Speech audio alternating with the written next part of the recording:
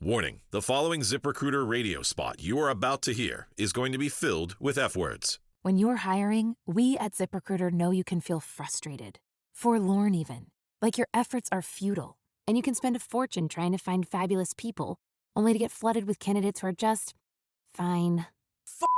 Fortunately, ZipRecruiter figured out how to fix all that. And right now, you can try ZipRecruiter for free at ZipRecruiter.com/zip. With ZipRecruiter, you can forget your frustrations because we find the right people for your roles fast, which is our absolute favorite F word. In fact, 4 out of 5 employers who post on ZipRecruiter get a quality candidate within the first day. Fantastic. So, whether you need to hire 4, 40, or 400 people, get ready to meet first-rate talent. Just go to ZipRecruiter.com/zip to try ZipRecruiter for free. Don't forget, that's ZipRecruiter.com/zip. Finally, that's ZipRecruiter.com/zip. To get this episode of Forensic Tales ad-free, please visit patreon.com/Forensic Tales. Forensic Tales discusses topics that some listeners may find disturbing. The contents of this episode may not be suitable for everyone. Listener discretion is advised. Back in 1959, 5 days before Christmas, Daniel woke up early to go hunting with one of his closest friends. They lived on a ranch in Osprey, Florida. Life was simpler back then, or so it seemed. As Daniel approaches his friend's home, he feels an eerie sense. Something doesn't seem right. The family with 2 young kids is usually running around full of life. He knocks, but no response. He then notices unopened Christmas gifts scattered around the porch. He enters the house and makes a horrific discovery. The entire family has been murdered. This is Forensic Tales, episode number 155, The Walker Family Murders.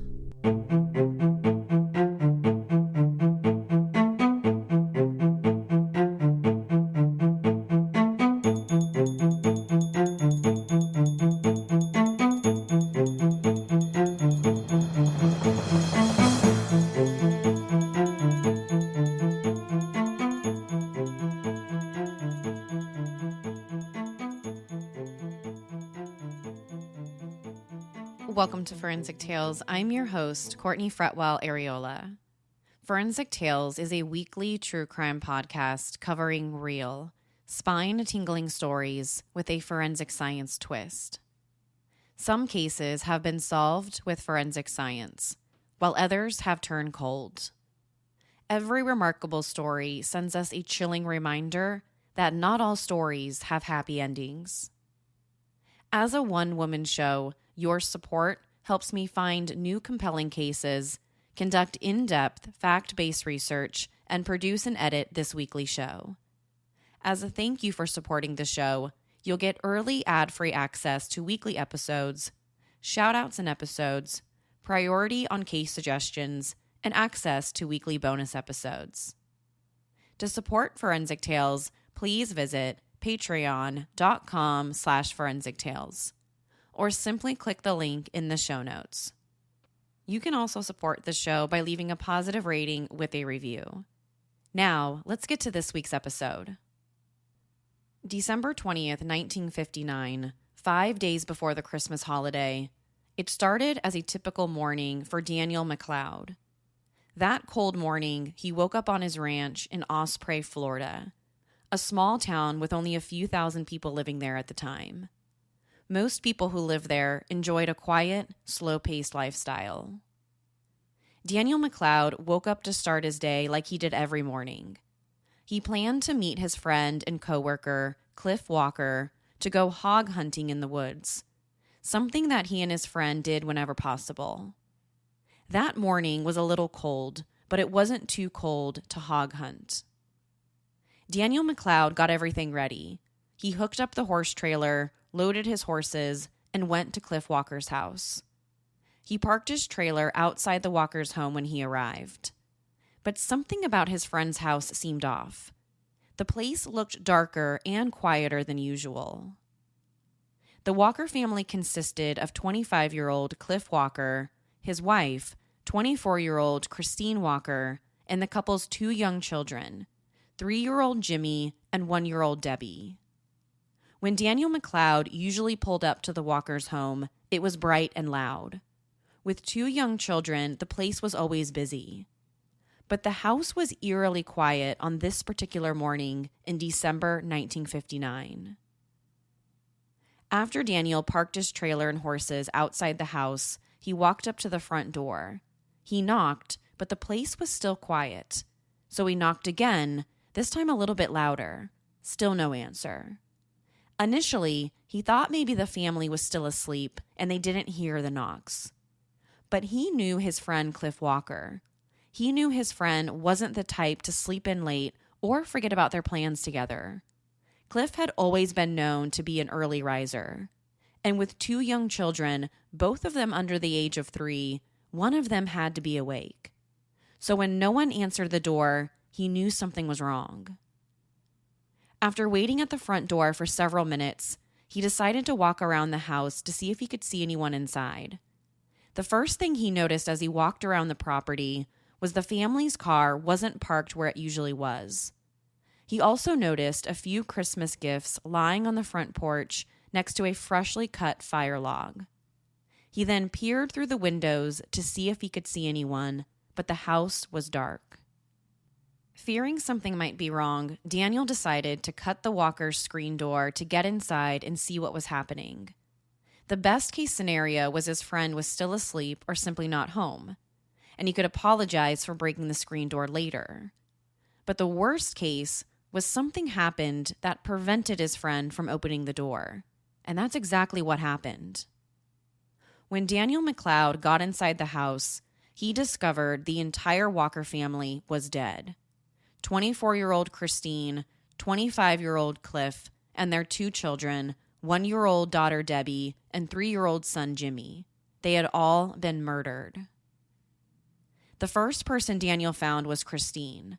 Directly in the doorway to the living room, Christine was lying in a pool of blood.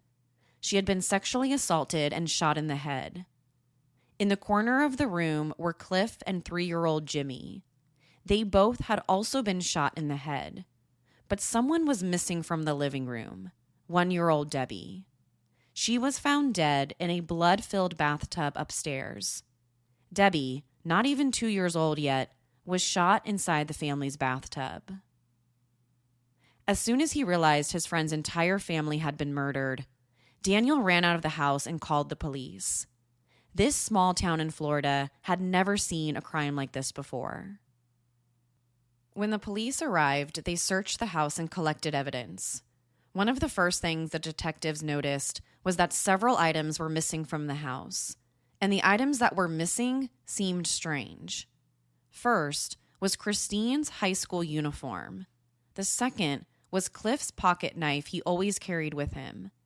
Third, and most strangely, Cliff and Christine's marriage license was mysteriously missing.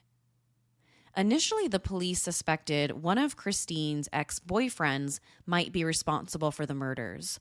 Or maybe she was having an affair and her lover took revenge on her and her family. At first, the police couldn't think of any other reason why someone would murder an entire family and steal the couple's marriage license.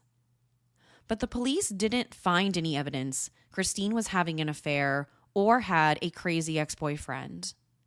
Once that was ruled out, the police moved on to their next theory. The Walker family knew their killers. All 4 members of the Walker family were shot in the head. This is an extremely up-close and personal style of killing. This suggested to investigators that the murders were personal. Whoever did this knew the family, and they were targeted. The police also didn't find any signs of forced entry, so they thought maybe Christine or Cliff had let their killers inside. This was another major clue that the family knew who did this. It wasn't only missing items that the police noticed. They also found several clues inside the house left behind by the killer. The first was a bloody cowboy hat, presumably left behind by the shooter. The second item they found was a cellophane strip from a cigarette wrapper. The third was a fingerprint on the bathtub faucet. Fingerprints have been used in criminal investigations since the late 1800s. But in 1959, the biggest problem was matching the fingerprint to a suspect. If police in the late 1950s found a fingerprint at a crime scene, they could only compare it against known suspects. There was no shared fingerprint database for police departments to match the prints against. The first database wasn't created until many years later in the 1980s. So when the police found the fingerprint on the bathtub faucet, it was a start, but they needed to match it to someone. Based on the evidence, the police reconstructed what they thought happened to the Walkers. They also thought that the Walker family murders had to have been done by more than one person. The police think the family was out running errands on the afternoon of Saturday, December 19th, the day before their bodies were found. They believe the wife, 24-year-old Christine Walker, arrived home around 4:00 p.m., but they didn't think she was attacked immediately. Police found evidence that Christine had put away the groceries she bought earlier that day. The police don't know if the killers were already inside the house or if they broke in sometime after Christine got home. Or maybe Christine had let them inside if she knew them. But she was attacked sometime after arriving home and putting away the groceries. Based on her injuries, Christine fought back. She had defensive wounds on her hands and arms, and her high-heeled shoes had blood on them, suggesting that she had used her heels to hit her attackers. There was even evidence that she tried getting out of the house but was dragged back inside. The killers then took Christine to Jimmy's bedroom where they sexually assaulted her. After the assault, they shot her once in the head with a .22 caliber gun.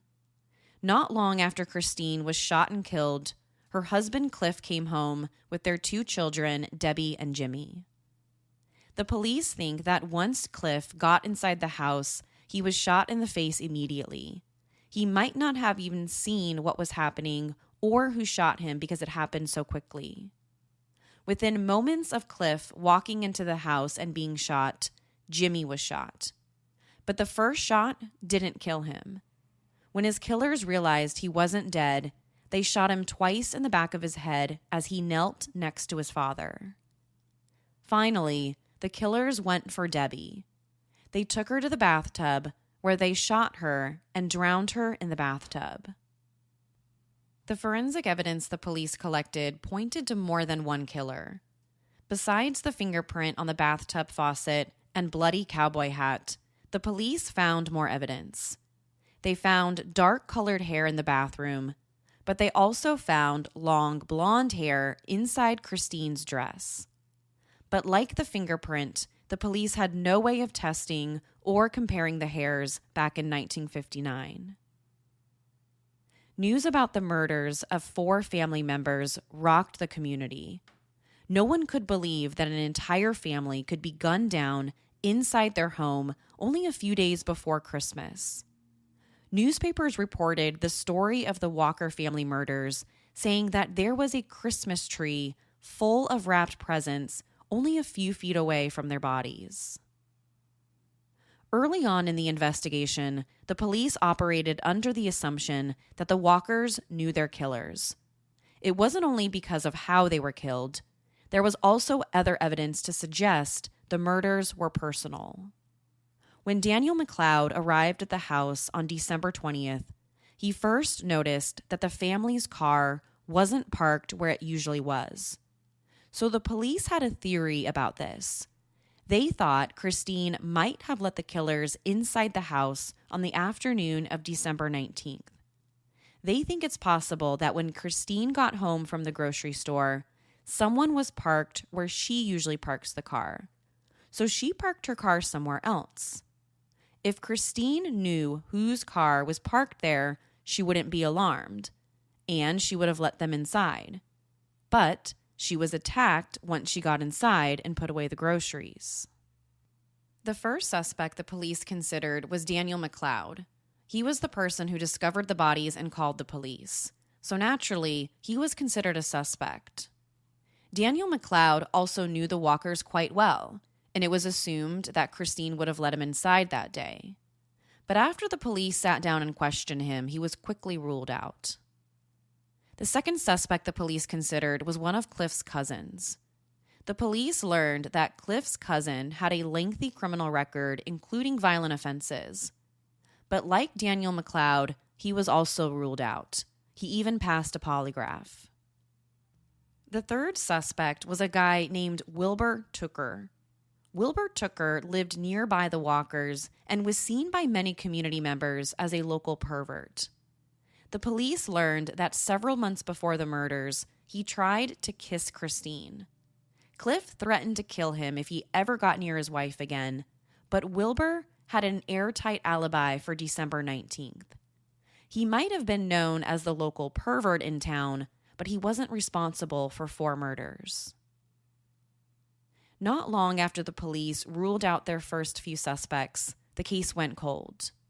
Despite the public and the police's desire to solve a quadruple homicide, they just didn't have any leads.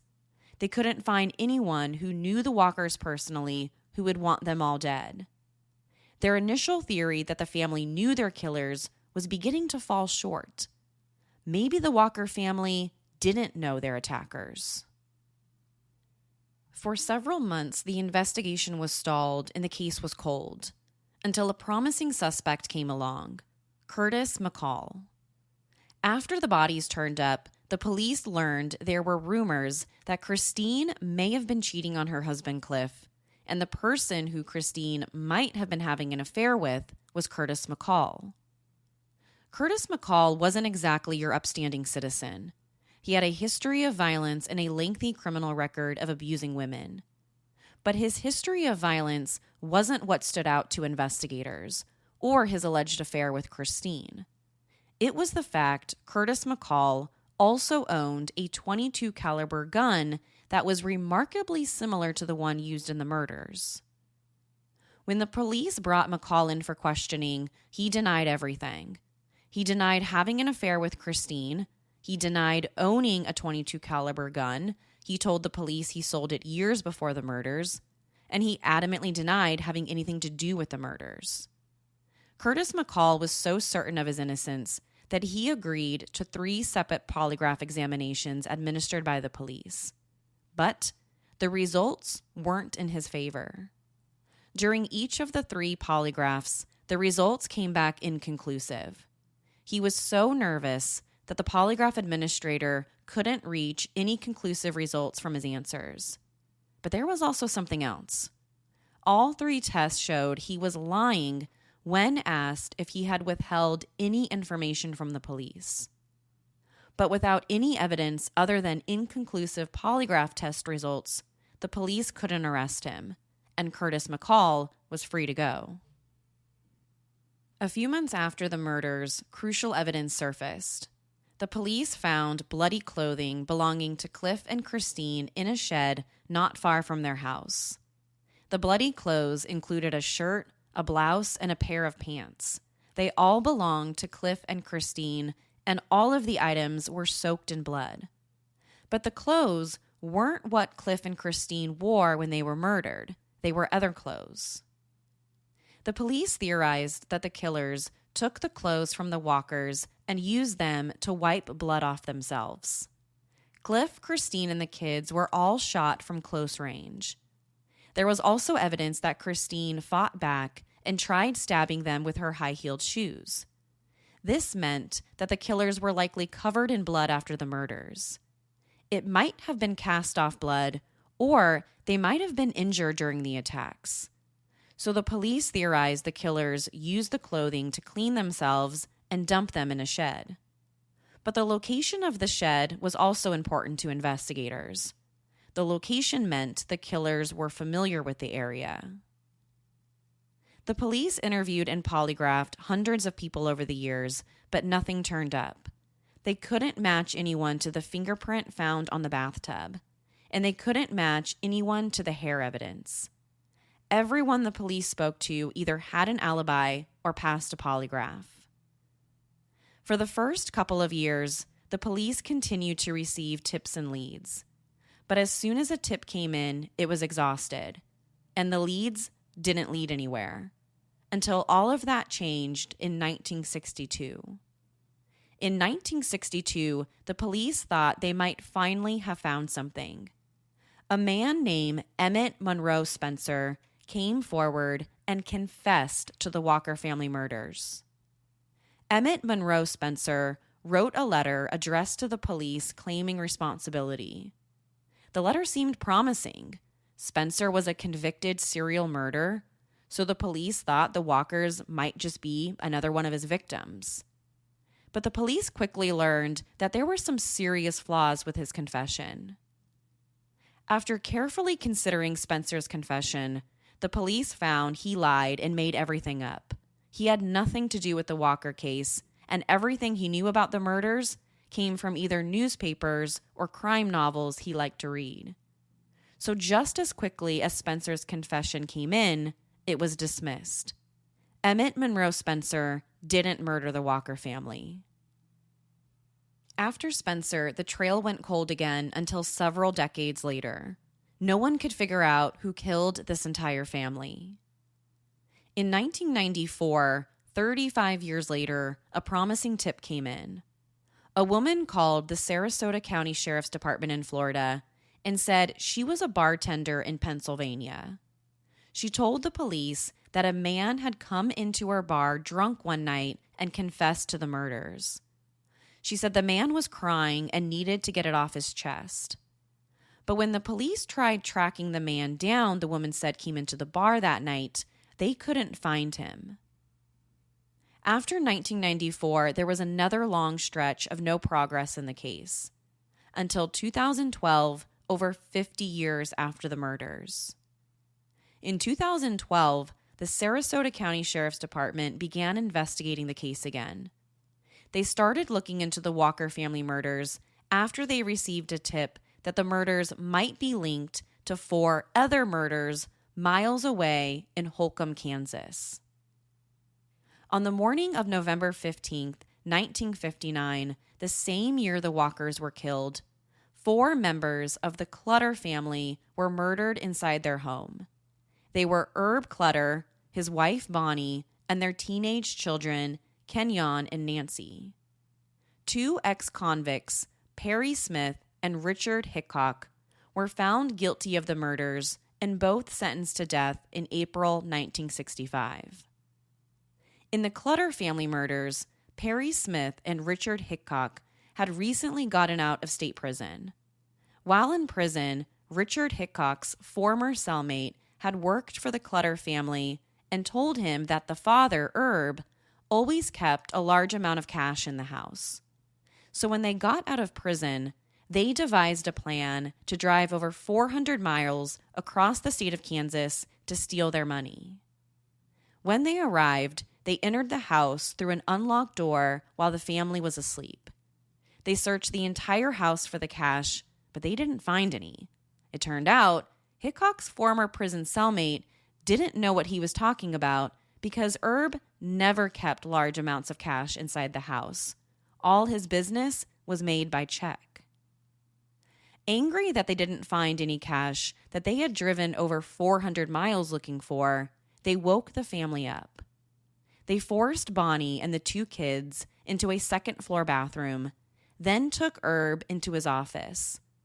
All 4 were bound and gagged as the 2 men continued to search the house looking for any money, but they still didn't find anything. Once they realized there was no cash in the house, Smith and Hickok knew they couldn't leave any witnesses behind. The entire Clutter family had seen their faces, and they would be able to identify them to the police. So instead of letting that happen, they decided they needed to kill the entire family. One by one, the Clutter family was murdered. They killed the father, Herb, first. They slit his throat and then shot him in the head. Next were Bonnie, Kenyon, and Nancy. They were also shot and killed. Before leaving the house, Perry Smith and Richard Hickok stole a radio, a set of binoculars, and less than $50. They started their journey searching for large amounts of cash, but instead, they murdered a family in cold blood. The two men were eventually arrested 6 weeks later after the murders in Las Vegas, Nevada. After they were arrested, they were both found guilty of the murders and executed by hanging on April 14, 1964. The Clutter family murders inspired one of the most popular true crime novels of all time, In Cold Blood. The book was published 1 year after their executions. In 2012, the Sarasota County Sheriff's Department reconsidered the possibility that Perry Smith and Richard Hickok might have also been responsible for the Walker family murders. Both cases had a lot of similarities. They happened in the same year, 1959.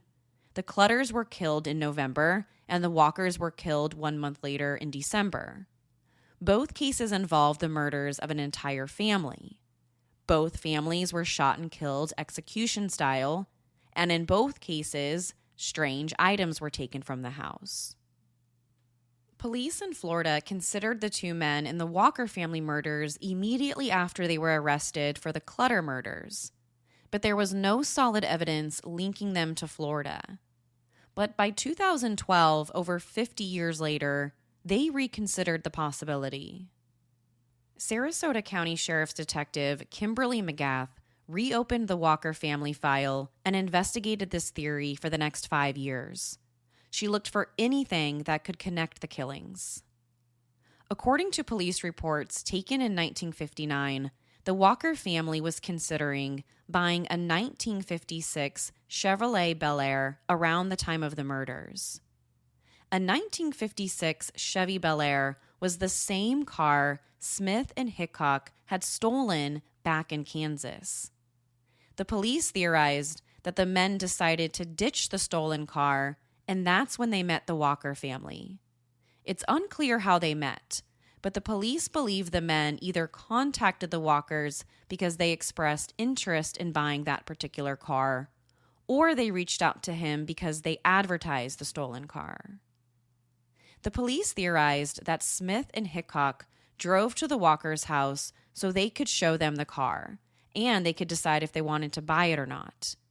But when they got to the house, they saw Christine Walker was alone, and after that, that's when the murders took place. According to the police report, on the same day of the Walkers' murders, the two men were seen at a department store only a few miles away from the Walkers. According to a witness who worked at the department store, one had a large scratch on their face. The men also had a pocket knife similar to the one described as missing from Cliff Walker. In December 2012, police in Sarasota, Florida, exhumed Smith and Hickok's bodies. The hope was that mitochondrial DNA from their bones could be matched to the semen found on Christine Walker's body.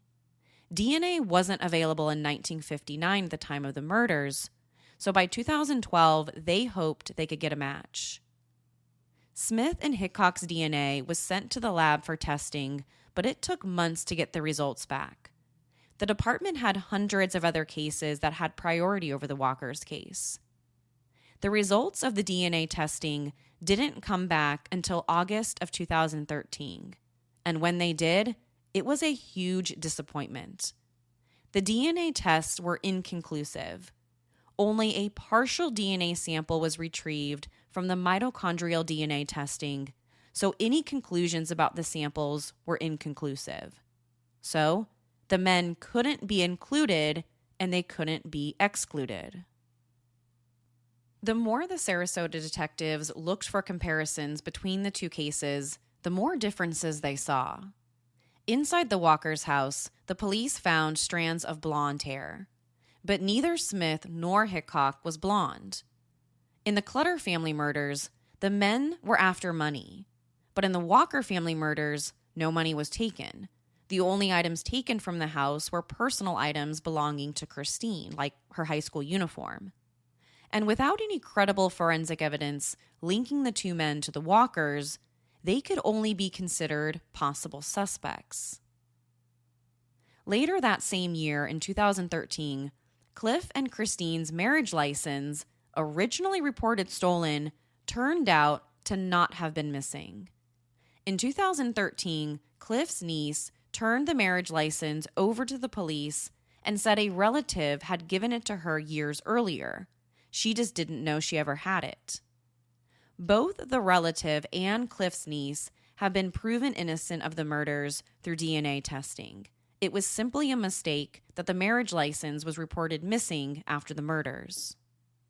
The DNA testing on Perry Smith and Richard Hickok in 2013 is the closest the police have ever been to solving the murders.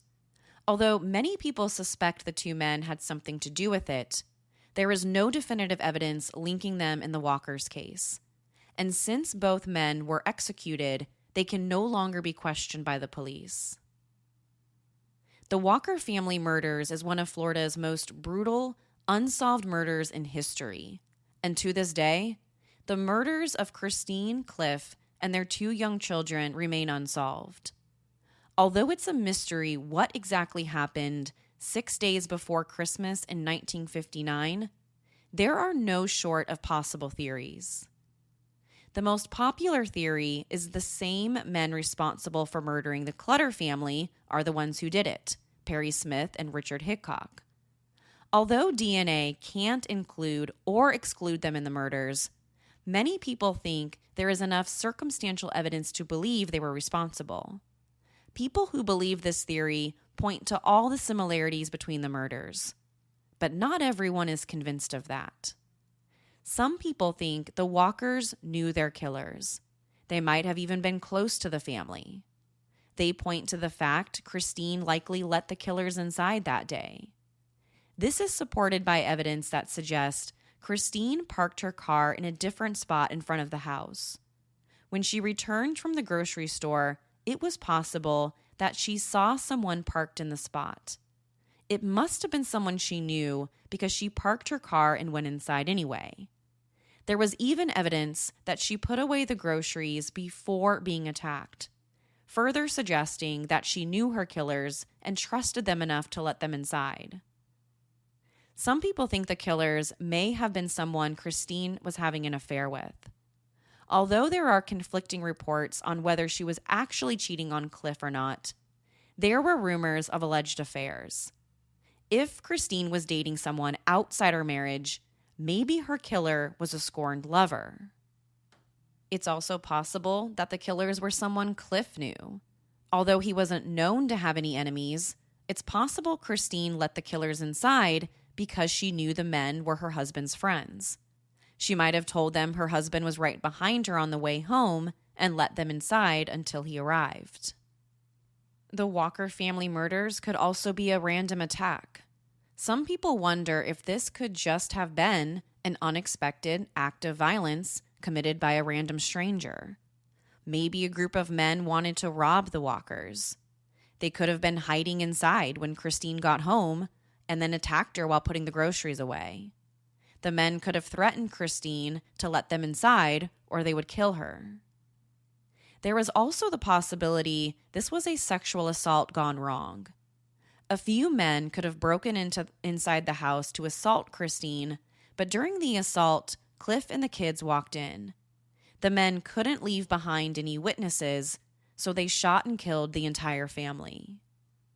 But the one theory everyone always seems to return to is that the Walkers knew their killers. Catherine Ramslin, a professor of forensic psychology at DeSales University of Pennsylvania, had studied the case for years. And based on her research, she believes that whoever committed the murders knew the family because of the personal items taken from the house. There was Christine's high school uniform, as well as Cliff's pocket knife. Although their marriage certificate was originally reported stolen, that turned out to be false. But at the end of the day, the only items taken from the house, full of furniture and valuables, were personal items that either belonged to Cliff or Christine. Over 60 years later, the Walker family murders remain unsolved, and there are currently no other suspects. But that doesn't mean these murders will never be solved. When Perry Smith and Richard Hickok's DNA was tested in 2013, the results were inconclusive. That's because the DNA from the crime scene and their bones were degraded or contaminated. But there is still a chance their DNA can be retested in the future. Many private forensic labs can test DNA from the smallest and most degraded samples. If advanced DNA testing can be done on what is left from Perry or Hickok, the results can officially include or exclude one or both of them. Now, it's unclear what amount of DNA is actually remaining from either men. But if there is any remaining DNA from either one of them, it's possible that it can be retested by one of these private labs specializing in degraded or contaminated DNA samples. Private forensic labs might also be able to test the semen sample from the DNA.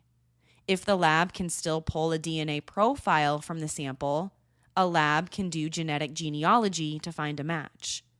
They might find a relative, or they might find the killer themselves. Unfortunately, until new DNA testing can be performed or new evidence is discovered, the mystery behind the 1959 Walker family murders remains a mystery. To share your thoughts on the Walker family murders, be sure to follow the show on Instagram and Facebook. To find out what I think about the case, sign up to become a patron at patreon.com/forensictales. After each episode, I release a bonus episode where I share my personal thoughts and opinions about the case. You'll want to check this one out because I'm going to share with you what I think happened to the Walker family that 1959 Christmas. Don't forget to subscribe to Forensic Tales so you don't miss an episode. We release a new episode every Monday. If you love the show, consider leaving us a positive review or tell friends and family about us. You can also help support the show through Patreon. Thank you so much for joining me this week. Please join me next week. We'll have a brand new case and a brand new story to talk about. Until then, remember, not all stories have happy endings. Forensic Tales is a Rockefeller audio production. The show is written and produced by me, Courtney Fretwell Areola. For a small monthly contribution, you can help create new compelling cases for the show, help fund research, and assist with production and editing costs. For supporting the show, you'll become one of the first to listen to new ad-free episodes and snag exclusive show merchandise not available anywhere else. To learn about how you can support the show, head over to our Patreon page, patreon.com/forensictales, or simply click the support link in the show notes. You can also support the show by leaving a positive review or telling friends and family about us. Forensic Tales is a podcast made possible by our Patreon producers, Tony A., Nicole L., David B., Nicole G., Paula G., Christine B., Karen D., Sherry A., Elizabeth M., Michael D., Lisa S., and Nicola. If you'd like to become a producer of the show, head over to our Patreon page or send me an email at courtney@forensictales.com to find out how you can become involved. For a complete list of sources used in this episode, please visit forensictales.com. Thank you for listening. I'll see you next week. Until then, remember, not all stories have happy endings.